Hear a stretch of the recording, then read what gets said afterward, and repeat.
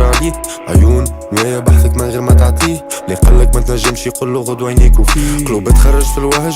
Isang rapper, pag tinutuksong pangit nagagalit ang putang ina. Bakit? Bakit ka magagalit kung sabihin sa'yo pangit pangit ka naman talaga.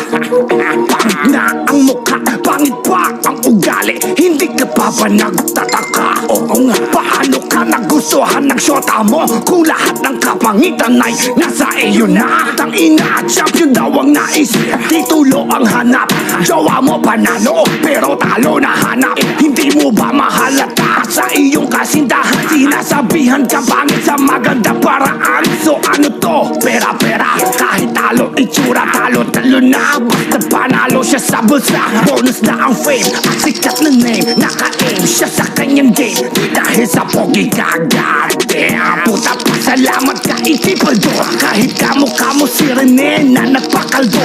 At ang jowa mo puti hindi siya nalilito sa inyo ni Nana kasi magkamukha kayo. O diba saan ka naging champion, gago ka sa liga? Nalimutan mo na ba nagtalo ka? Alam ko na kung ano ang iyong titulo. Magka-jowang maganda kahit ang pangit-pangit mo. Nung bata ka pa ikaw ay uto-uto, tumatanda kang ikaw ay uto-uto. Habang tumatagal ikay uto-uto, ganyan ka na habang buhay uto-uto. Nung bata pa siya, uto-uto na. Nung umidad, uto-uto pala talaga. Ikaw yata ang pala imbento at puro ligaw na bara.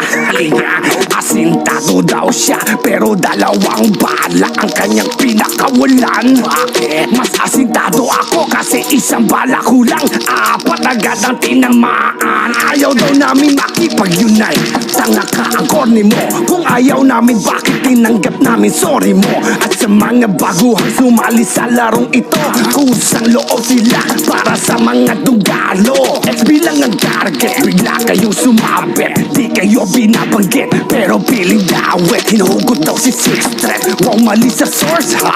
Siguro source nito yung may hawak ng laptop niya. Daming minutes yung artist, simpatyahin na harvest. Galawang human garbage, fuck you in the hardest. Ano bang forte, pinagyayabang mo, ispit lang nga meron ka. Puro ka arte, dekorasyon laman, meron ba?